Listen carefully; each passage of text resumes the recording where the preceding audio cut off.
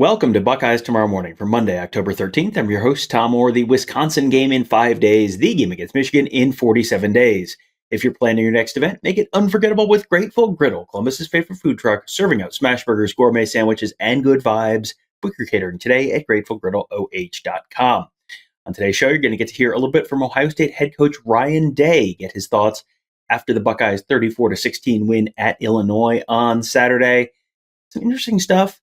Kind of a weird game a little bit. Buckeyes felt like they were kind of always in control, but also you came away, and I think there were a lot of people who were not completely satisfied with how that game went. So we're going to hear Ryan Day's thoughts on that. First of all, let's just start with some overall thoughts. He was asked about, was this a little bit of a slow start for the offense? And you'll hear him kind of push back on that. I will also let you know the audio setup at Illinois was a little bit weird for some reason.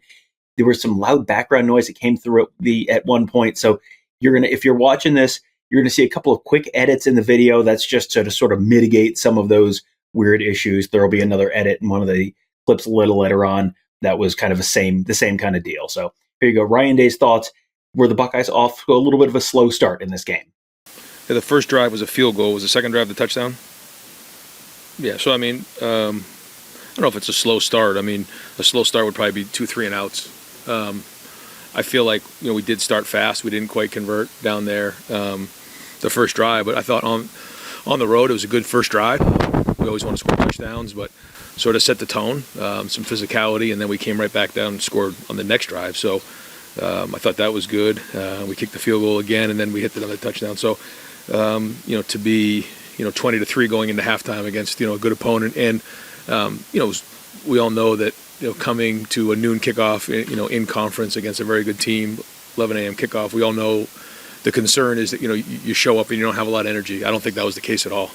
I thought we did come in with good energy. I liked the way we played early, quite honestly. Was it all perfect? No, but they're a good team. That's kind of how it goes, and we all expect perfection, including me. But and I thought we played well there, towards the end of the third, into the fourth, and then we took our foot off the pedal a little bit and lost our focus. But it's a good sign when you have to go into a locker room after a win like this and kind of make sure everybody understands what a great win it was, because I think we all felt like we left a little bit on the field. But but all that being said, I thought the effort was excellent, and I like the look in our eye.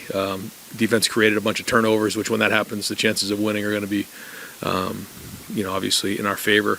And then it feels like, on offense, when the ball's, in plus territory the majority of the day like that, certainly good things are going to happen. I did feel like we were in control of the game, and again, kind of lost our focus at the end, but a good win on the road against a team that we have a lot of respect for. Any concern from Ryan Day on the lack of explosive plays in the game?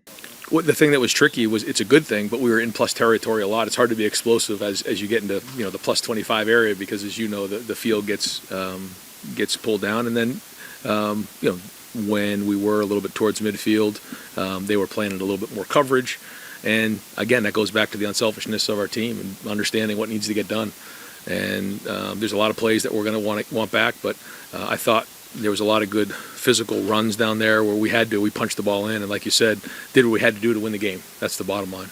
One of the big storylines pregame was the fact that Lorenzo Styles Jr., who was someone that we had sort of highlighted as a really crucial player in his one-on-one matchup with Illinois' talented slot receiver Hank Beatty, he was not available for the game. He was out for the game, so that meant the Buckeyes had to move Jermaine Matthews inside to nickel and then put true freshman Devin Sanchez outside. So how did all that go? And Sanchez, I'll let you know, he gave up a few completions, but again, remind you, yes, he is a true freshman. I think the first thing is, the only way to grow is to go through experiences like that. And, he's right there. So the coverage is good, and he's only going to get better with his experience, and you have to play through that. But for Jermaine to move inside the way he did, says a lot about his preparation, because it's one thing to go through a walkthrough, it's another thing to go through practice. But when you're now a nickel and you have to now fit the run, you have to hit the blitzes, the coverage, everything happens a little bit faster when you get closer to the ball. And so for him to be able to do that and play the way he did says a lot about his preparation, but also give credit to Tim Walton and the work that they did during the week. That was well done. Hopefully we can get Lorenzo back for next week, but depth is going to get challenged, and we've talked a lot about this, is when you have multiple guys who can play multiple positions, that's creating depth. Good sign for Jermaine.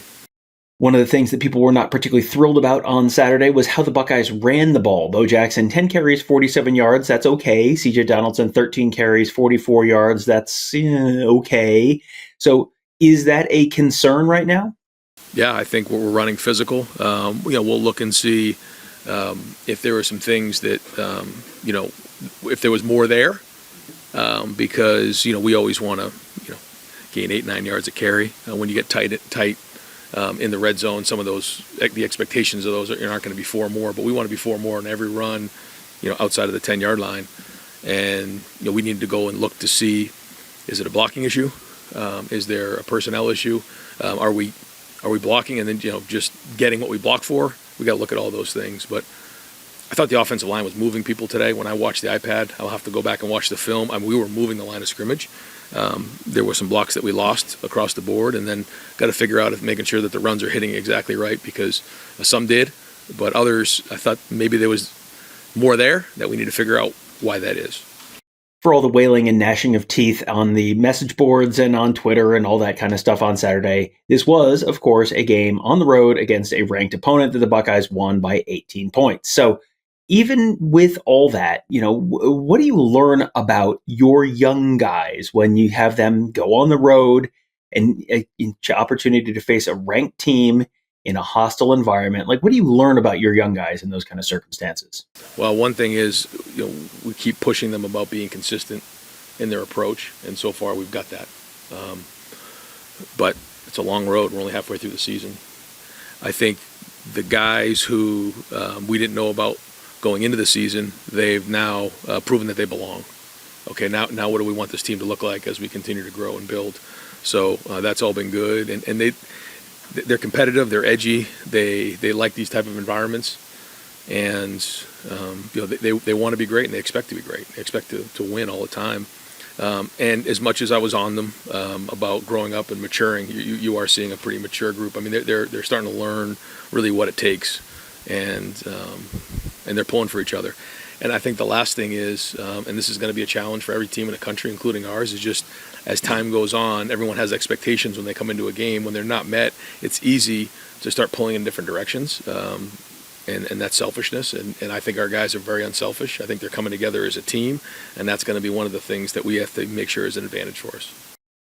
And then I want to take a quick look at the wide receivers, and really in particular Jeremiah Smith. Neither he nor Carnell Tate had a very big game on Saturday. 5 catches, 42 yards, and a touchdown for Jeremiah. 4 catches, 41 yards for Carnell Tate. There was one play where Jeremiah Smith took a handoff, looked like it might be going somewhere, and then the play got stopped for really no gain, and Jeremiah went off holding his lower back. I think a lot of Ohio State fans were maybe kind of holding their breath at that point. He ended up coming back in and scoring a touchdown, so sort of an all's well that ends well situation. But what does that show, Ryan Day, to have Jeremiah Smith leave the game, be a little bit banged up maybe, but be able to just come right back in and make a real positive impact on the offense? Oh yeah, Jeremiah is I can't say enough about him, about Carnell.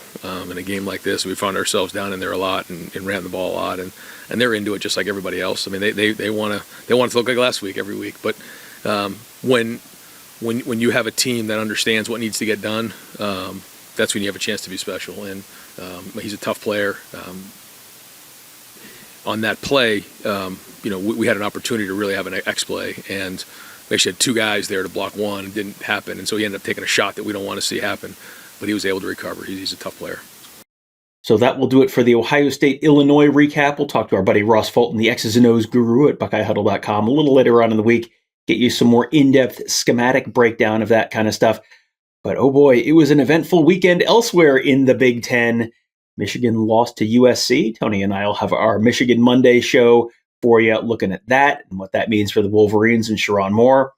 Penn State lost to Northwestern, 3rd straight loss, 2nd straight loss to a massive underdog, and James Franklin on Sunday said goodbye. He got fired by Penn State. Tony and I did an hour live show breaking down all that, what it could mean for the upcoming Penn State-Ohio State game, as well as who might be next at Penn State, where James Franklin might be headed next, and much more. You can find that on the Buckeye Weekly podcast feed, and of course on our YouTube channel as well, youtube.com/BuckeyeHuddle. That'll do it for today. Thank you guys all for joining us. Have a great day. We'll talk to you tomorrow.